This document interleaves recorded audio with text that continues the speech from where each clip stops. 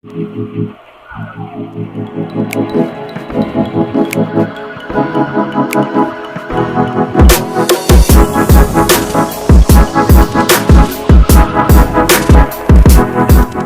akan-akan semua, gimana kabarnya? Baik-baik saja? Kembali lagi bersama saya di channel Aisyah. Pada video kali ini saya akan membahas film horor kembali yang berjudul Vanishing on 70th Street yang rilis tahun 2010. Dibintangi Hayden Christensen yang mana sudah memerankan film-film epik seperti Star Wars dan juga Jumper.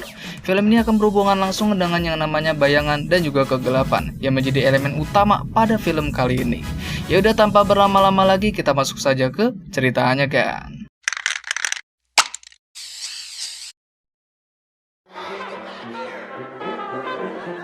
Diawali pada sebuah bioskop, terlihat ada banyak orang yang sedang asik nobar film Avengers. Di sana juga ada seorang pria bernama Paul yang bekerja sebagai pemutar film sekaligus penjaga mesin proyektor tersebut. Sembari bekerja, dia iseng-iseng membaca sebuah buku yang berisi sebuah informasi tentang suatu kejadian yang aneh, di mana pada tahun 1590, sebuah koloni di Roanoke menghilang secara misterius tanpa diketahui penyebabnya. Gubernur John White yang saat itu sedang menjabat menemukan sebuah tulisan aneh yang bertuliskan Croatoan di sebuah pos jaga. Entah apa maksudnya, tapi semua itu akan berhubungan langsung dengan jalan cerita ke depannya nanti. Saat kembali bekerja, tak diduga semua listrik yang ada di sana tiba-tiba padam. Namun, kejadian selanjutnya benar-benar sangat mengejutkan. Saat lampu darurat menyala, semua orang yang ada di bioskop tersebut mendadak hilang entah kemana, dan hanya tersisa pakaian dan dalamannya saja. Bukan hanya di bioskop saja, tapi di seluruh penjuru mall, hal yang sama juga terjadi. Saat sedang mengecek keadaan sekitar, dia bertemu dengan salah satu satpam mall tersebut. Setelah itu mereka berdua pergi bersama-sama. Tiba di sebuah kios baju, Pak Satpam melihat seseorang di dalamnya. Saat dia mengecek ke dalam, Pak Satpam tiba-tiba menghilang. Dan di saat yang bersamaan, tiba-tiba entah makhluk apa itu, tapi sepertinya makhluk bayangan itulah penyebab semua orang menghilang secara misterius. Kita pindah ke tempat lain. Di sebuah rumah sakit, hal yang sama juga terjadi. Terlihat ada seorang wanita yang sedang lari ke sana kemari, mencari bayinya yang sudah hilang. Dan jika dilihat lebih seksama, sebuah bayangan bergerak dengan sendirinya, seakan-akan bayangan tersebut memiliki kesadaran sendiri. Lalu si wanita tiba di sebuah ruang operasi. Di sana ada seorang pasien yang tersadar saat operasinya sedang berlangsung. Tak diduga, lampu di ruangan tersebut tiba-tiba padam, dan seketika pasien yang tadi kita lihat tiba-tiba menghilang. Itu berarti pasien tersebut sudah diculik makhluk tersebut. Dan kenapa wanita ini tidak? Itu karena dia masih memiliki sedikit cahaya, yaitu sebuah senter di tangannya. Bisa disimpulkan, makhluk tersebut sangat lemah terhadap cahaya. Di sisi lain, di sebuah apartemen, seorang pria baru saja terbangun dari tidurnya. Perkenalkan, orang ini bernama Luke, seorang reporter berita lapangan di sebuah stasiun televisi. Seperti yang kalian lihat, semua peralatan elektronik seperti TV dan HP tidak menyala sama sekali. Setelah itu dia pun berangkat ke tempat kerja. Saat tiba di luar, betapa terkejutnya dia ketika melihat keadaan kota benar-benar tidak normal.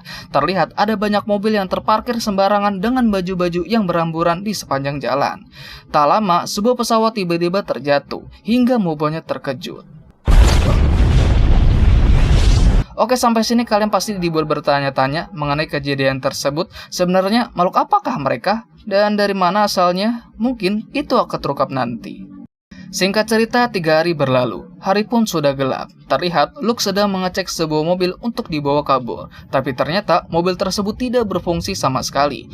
Bisa disimpulkan juga, selain membuat listrik padam, makhluk tersebut juga membuat semua kendaraan mendadak mogok.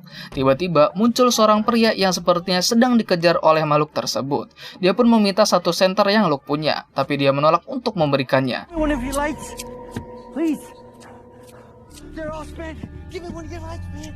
Pria itu pun kabur dari sana, tapi sayangnya dirinya terculik makhluk tersebut.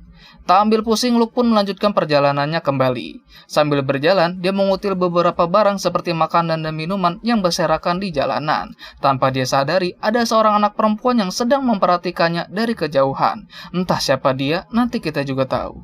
Kemudian Luke menemukan sebuah truk yang mesinnya masih menyala. Namun, saat dia ingin menjalankannya, truknya tidak mau berjalan. Sepertinya, aki dari truk tersebut hampir habis. Dia pun menggeledah isi dashboardnya dan menemukan beberapa baterai, 2 tongkat suar, dan sebuah pistol. Saat dia mau pergi, dia pun mengambil kunci truk tersebut untuk berjaga-jaga saat kedepannya nanti. Tak lama dia sampai di sebuah bar, di mana listrik di bar tersebut masih berfungsi. Sama seperti tempat-tempat lain, sebelumnya di bar tersebut juga terdapat banyak orang yang keberadaannya sudah diculik makhluk tersebut. Kemudian dia mengecek ruang bawah tanah. Di sana ada sebuah generator yang memasok listrik di bar tersebut. Tak hanya itu, dia juga menemukan sebuah pintu yang sudah digembok dengan rapat. Di saat yang sama, muncul seorang bocah yang langsung mendodongkan senjata ke arahnya. Dia menyuruh Luke untuk menaruh senjatanya di lantai. Dan sepertinya terjadi kesalahpahaman di sini, dikiranya Luke ingin mencuri sesuatu di bar tersebut. Tapi setelah diberi penjelasan, akhirnya dia mengerti juga. Perkenalkan, bocah ini bernama James. Sebelumnya, dia bersama dengan ibunya yang bekerja sebagai bartender. Lalu, ibunya pergi ke gereja untuk melihat suatu cahaya di sana. Dan cahaya apakah itu? Entahlah, di sini juga tidak dijelaskan lebih lanjut. Namun, setelahnya ibunya tidak pernah kunjung kembali. Kemudian Luke mengajaknya untuk pergi dari kota ini. Tapi James menolak karena dia masih ingin menunggu kepulangan ibunya. Get out of this city. You understand? I'm not going nowhere. I gotta wait for my mom. Luke yang sudah 3 hari berada di luar sana menjelaskan semuanya, bahwa di luar sudah tidak ada orang yang tersisa, yang ada hanya kegelapan saja. Faktanya di luar sana itu masihlah jam 11 pagi, dikarenakan matahari terbit lebih lambat dan tenggelam lebih cepat. Itu berarti waktu pada siang hari menjadi lebih singkat setiap harinya. It's like 11 o'clock in the morning, and it's fucking pitch black. I don't think your mom's coming back. Karena masih bersikeras untuk tetap tinggal, Luke terpaksa meninggalkan James sendirian. Tiba-tiba muncul seorang wanita yang tadi kita lihat di rumah sakit. Dia mencari-cari suaminya yang dia yakini bersama dengan bayinya. Dan itu membuatnya stres hingga kehilangan kendali.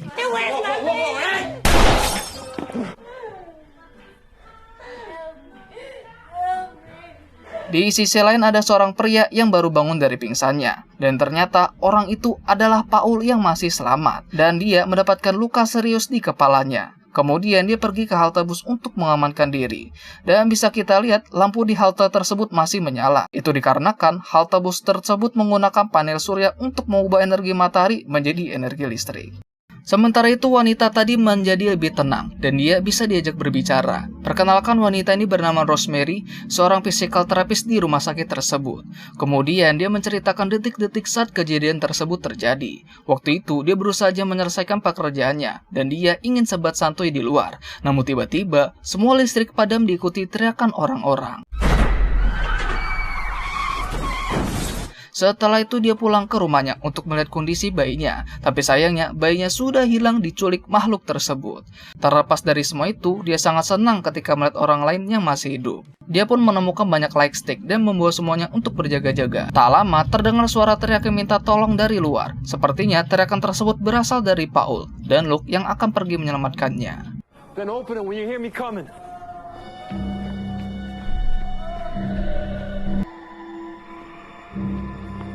Tiba di sana, dia langsung membawa Paul untuk kembali ke bar. Tak diduga, senter yang dia bawa mendadak mati. Tapi untungnya, dia membawa tongkat suar yang langsung dia gunakan. Almost there.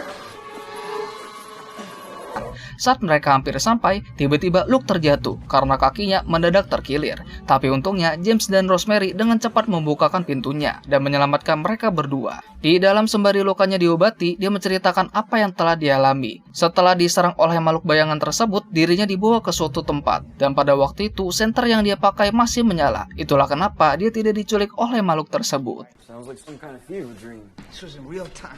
I was taken someplace for 3 days.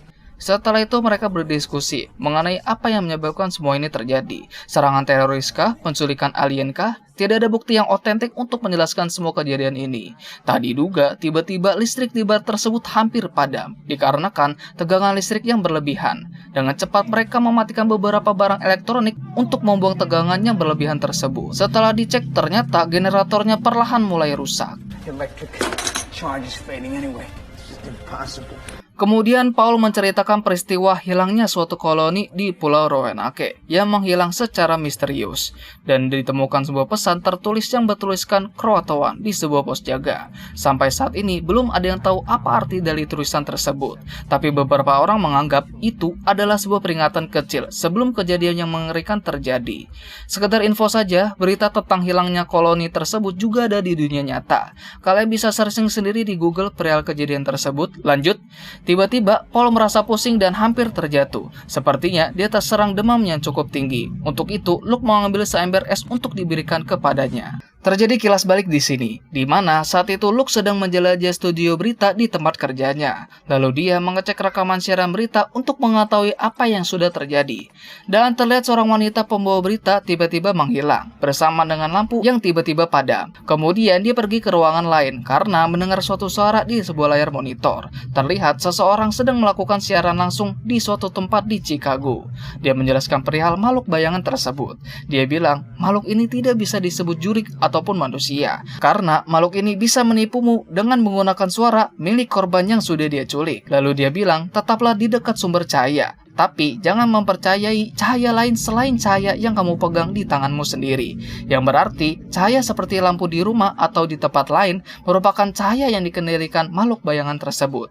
Dan hanya cahaya yang berasal dari lampu senter atau sejenisnya yang bisa melindungi kita dari kejaran makhluk tersebut. Tiba-tiba, lampu di ruangan tersebut mendadak mati. Lalu, ada seseorang yang memanggil namanya. Ternyata, suara itu berasal dari makhluk bayangan tersebut dan langsung mengejar si Luke. Tapi untungnya, dia berhasil lolos dengan menuju tempat yang terang.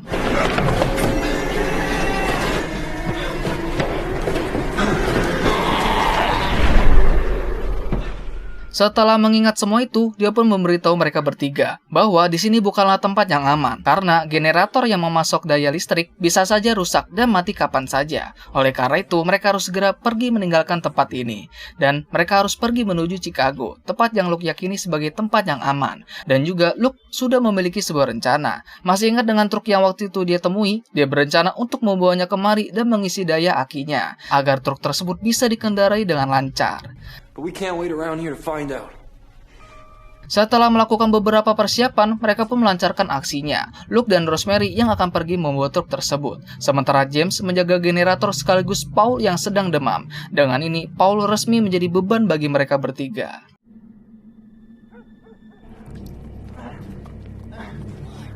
Singkat cerita, mereka berdua sampai di truk tersebut. Luke bilang dia sudah memeriksa hampir 500 mobil di kota tersebut. Tapi hanya truk inilah satu-satunya kendaraan yang masih berfungsi. Dan kenapa bisa seperti itu? Entahlah, hanya mas-mas kameramen saja yang tahu. Setelah itu mereka berdua mendorong truk tersebut dengan sekuat tenaga. Kemudian mereka berhenti sejenak untuk beristirahat. Di saat yang sama, muncul gadis kecil yang waktu itu kita temui. Tapi dia langsung lari karena saking ketakutan. Dengan cepat Luke langsung mengejarnya. Tapi sayangnya dia harus terjatuh. Di saat yang sama, makhluk bayangan tersebut sudah mengepungnya dan ingin menculiknya. Tapi dengan cepat, Rosemary langsung menyalakan lampu depan mobil.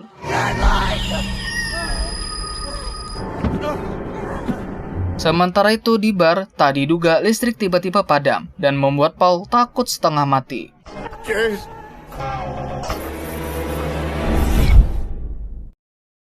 Untungnya di saat listrik menyala kembali, Paul masih ada, tapi James yang ada di kamar mandi sudah tidak ada di sana. Kemudian dia mencari James ke ruang bawah tanah. Di sana pintu di ruang rahasia sudah terbuka, dan di dalamnya ada sebuah lorong yang begitu panjang. Dia pun masuk ke dalam sana. Setelah berjalan cukup jauh, dia sampai di sebuah pintu dan mendengar James memanggil namanya.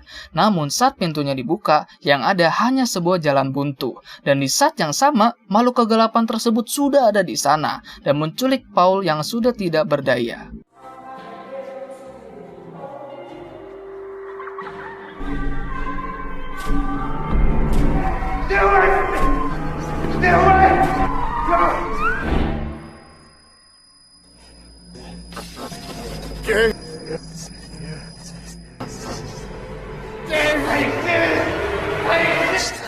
Namun yang terjadi adalah kita kembali lagi ke bar. Terlihat James juga masih ada. Namun sebaliknya, Paul sudah diculik oleh makhluk tersebut.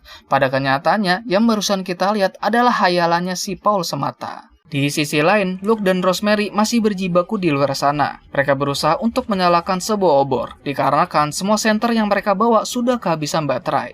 Tapi, apesnya mereka lupa untuk membawa korek api. Tak kehabisan akal, mereka berdua pergi ke klinik terdekat. Di sana, mereka menemukan korek api yang Rosemary simpan untuk digunakan menyalakan obor tersebut. How'd you know those matches were there? You worked here? I used to bum cigarettes off the duty nurse. Kemudian, Rosemary pergi mencari alkohol untuk bahan bakar obor tersebut. Sedangkan Luke mengistirahatkan kakinya terlebih dahulu. Di saat dia sedang mencari alkohol, Rosemary mendengarkan tangisan bayi di luar sana. Saat tiba di luar, dia melihat kereta bayi sudah ada di sana. Tapi ternyata itu hanya sebuah jebakan. Luke yang baru keluar hanya bisa melihat Rosemary diculik makhluk bayangan tersebut. Setelah itu dia lanjut mendorong truknya dengan sekuat tenaga seorang diri untuk sampai di bar. Bersama dengan itu, James juga sedang berusaha keras untuk menjaga generatornya agar tetap menyala. Singkat cerita, Luke sudah sampai di bar tersebut, dan sekarang mereka harus menyalakan mesin truk tersebut.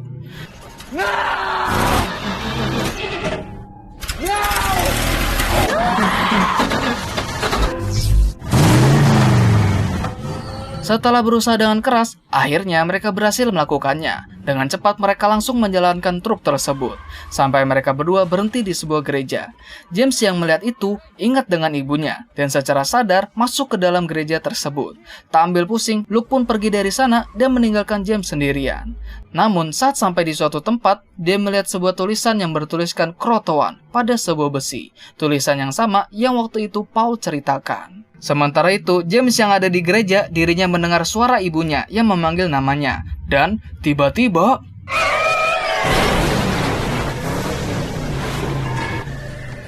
tak diduga, Luke kembali lagi untuk menjemput James. Namun, hal tersebut justru membuatnya menjadi korban dan diculik makhluk tersebut.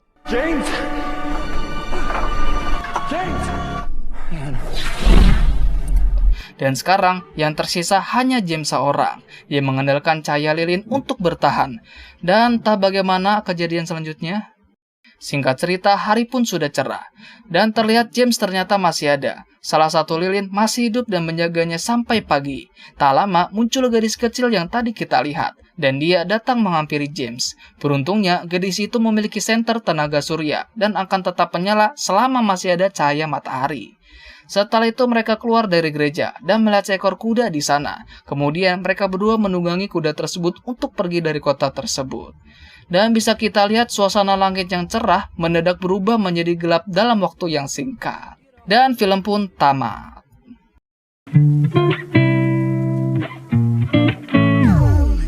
Oke, segitu saja untuk pembahasan kali ini. Jangan lupa untuk like, comment, share, dan subscribe-nya agar saya bisa termotivasi untuk membuat konten selanjutnya. Saya Pras mengucapkan terima kasih. Salam pergabutan Indonesia.